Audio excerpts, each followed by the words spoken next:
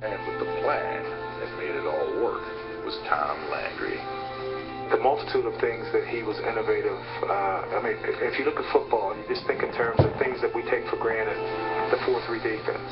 He was instrumental in developing that. The famed umbrella, which was the forerunner of the zone defenses, Tom Landry. If you go to the other side of the ball, the multiple offenses, shifting, trying to use motion to manipulate the defense, Tom Landry again. In the 70s, when teams started using the nickel, one of the things Tom Landry came up with was resurrecting the old shotgun and using that in passing situations.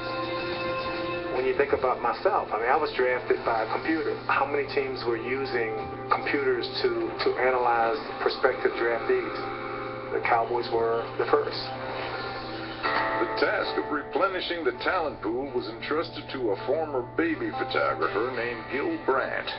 Brandt's bold ideas changed personnel procedures league-wide, and his knack for finding college prospects in odd places made him a scouting legend. We were technologically a little advanced over other teams in the draft back then. I don't know, Gil Brandt came into a fantastic job of getting players who played track and played Bob Hayes and Mel Renfro.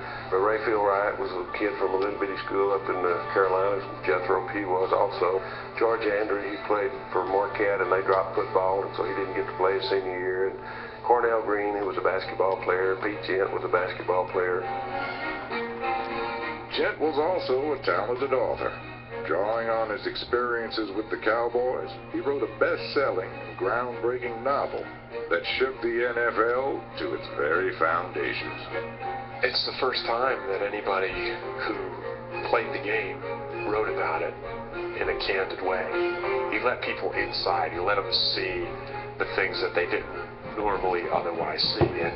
And he did it in the context of a really compelling, dramatic story. A couple of prominent teammates that I have a lot of respect for, well, basically their comments were, it was all a bunch of baloney, it's not true and everything. It saddened me to think that, well, why don't you just tell the truth? Why do you have to skirt the issue? It really did happen. You know it happened. I know it happened. The success of the book only reinforced what had become a cultural phenomenon. The Cowboys had transcended their status as a championship football team. They were now the most recognized and commercialized force in American sports, thanks to the vision of one man. You don't really get America's team image by one thing. It's a combination of a lot of different things. We tried to emphasize style and class in the things that we did. We tried to get as much national exposure as we could. Uniform design, luxury skyboxes, and a weekly team newspaper came from Schramm. But his creation of the Dallas Cowboys cheerleaders attracted more attention than all the rest. Two made-for-TV movies about the squad are still among the top-rated programs in broadcast history. The cheerleaders' blend of glamour and performance were a key component to Texas' vision of sports entertainment. Schramm was a very clever marketer, and he understood the value of NFL properties in the marketing of cowboy items. He began to build on that idea of Dallas being the team that everybody in America likes. Thanksgiving Day games, on doubleheader games, we get 5 or 6 nationally televised games a year. People who didn't have teams in their states started following us. The player who best symbolized the Cowboys' quest to become America's team was Roger Staubach, a modern-day straight-shooting Western hero. Staubach had come out of 4 years with the Navy and become our quarterback, and he was an all-American type guy. I think the biggest thing about Roger was the fact that he never quit. It didn't matter how much the Cowboys were down. I remember in San Francisco, they were ahead of us 14 or 15 points, and it was 3 minutes to go or something, and they were coming by our bench and hollering obscene things at us and calling us losers. And I'll never forget, Roger pulled the game out, and a few seconds before it was over, completed the pass, and we beat them. It was the beginning time for the great comebacks that Roger is so well known for throughout his career. When we won that game against San Francisco, from that moment on, no matter how much time was left in the ball game, I always believed that Roger could win the game. Staubach became part of NFL mythology when he rallied his losing team with the play now known as the Hail Mary pass. Well, the Cowboys need a miracle. Roger takes the snap, pumps it once. He's going long, down the near sideline for Drew Pearson.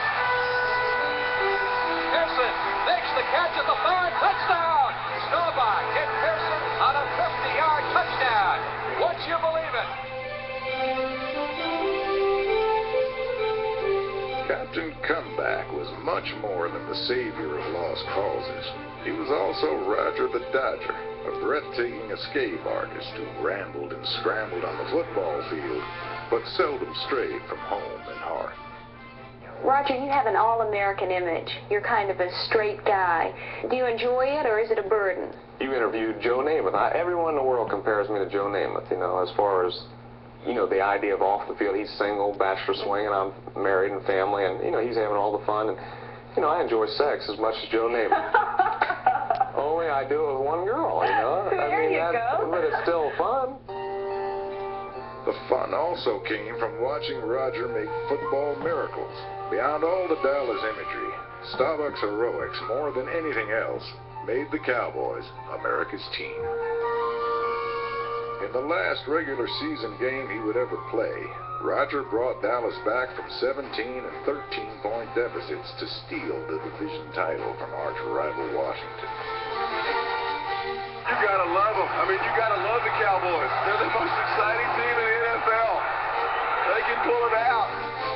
School was out. It was going to happen, and I think everybody in the stadium knew it. 42 seconds left in the game. Redskins lead by 6. Staubach throwing in the end zone. Cody Hill! Touchdown!